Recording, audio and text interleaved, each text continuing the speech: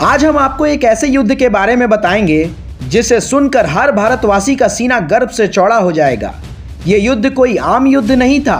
राजपूतों ने जो इस युद्ध में रणकौशल दिखाया, जो शौर्य दिखाया, उसकी चर्चा विश्व भर में आज तक होती है।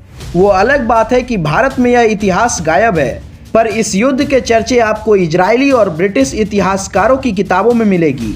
उन इतिहासकारों और रक्षा विशेषज्ञों ने यहाँ तक कहा है कि ऐसा युद्ध ना तो कभी हुआ है और ना ही कभी होगा।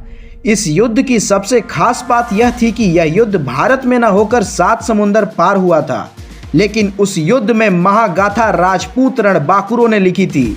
इस युद्ध की सबसे अद्भुत बात यह थी कि जहां हाइफा पर पहले से कब्जा जमाए हुए ऑटोमन सेना के पास मशीन गन, तोपों जैसे हथियार थे, वहीं राजपूतों के पास उनके वफादार घोड़े और तलवारें ही थी।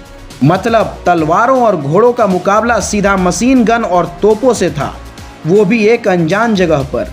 तो आइए आकर्षित हिस्ट्री वाला के साथ जानते हैं इन रणबांकुरों की गौरव गाथा को। बात प्रथम विश्व युद्ध की है, जब आज के इजराइल देश पर ऑटोमन सेना का कब्जा था। ऑटोमन सेना में जर्मनी, हंगरी, ऑस्ट्रिया जैसे देश शामिल थे और इस सेना ने करीब 400 सालों से इजराइल के सबसे प्रमुख शहर हाइफा, जो कि समुद्र के किनारे बसा है, उस पर अधिकार किया हुआ था। अंग्रेजों की सेना ने उन्हें हराने के कई प्रयास किए, परंतु हर बार वह विफल ही हो जाते थे। इसके बाद अंग्रेजों ने भारत के जोधपुर महाराज सर प्रताप सिंह से देश की सबसे ताकतवर घुड़सवार सेना जोधपुर लांसर्स को भेजने की मदद मांगी।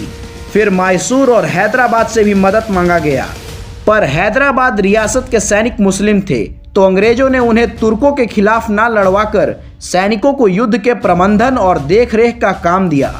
मैसूर की सेना सहयोगात्मक रोल में थी। राजपूत सैनिक के साथ अंग्रेजों की भी सेना थी।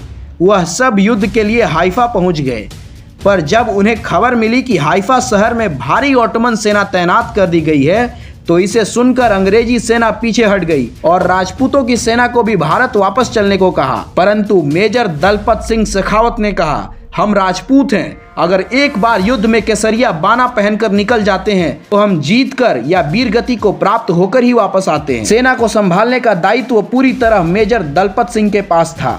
वह वर्तमान के पाली जिले के देवली गांव के रावणा राजपूत परिवार में जन्मे थे। राजपूत सैनिक जोश के साथ लड़ने के लिए तैयार थे। उनके पास महज भाले और तलवारें ही थी। फिर भी राजपूत सेना अपनी परंपरागत युद्ध शैली से मशीन गनों के सामने अपनी छाती अड़ाकर बहुत बहादुरी से लड़ी। 400 सालों से गुलाम हाइफा को महज 1 घंटे में राजपूत रणबांकुरों ने आजाद करवा दिया। इस लड़ाई में जोधपुर की सेना के करीब 900 सैनिक और 60 घोड़े वीर गति को प्राप्त हो गए। राजपूत सेना ने करीब 1350 ऑटोमन सैनिक और 36 अधिकारी बंधक बनाए। दिल्ली में इन्हीं वीरों की याद में हाइफा चौक का निर्माण कराया गया है। आज भी 23 सितंबर को इजराइल में हाइफा डे इनकी याद में मनाया जाता है, जिसमें भारत के भी वर्तमान जोधपुर के महाराज गज सिंह जी वहां उन्हें श्रद्धांजलि देने जाते हैं।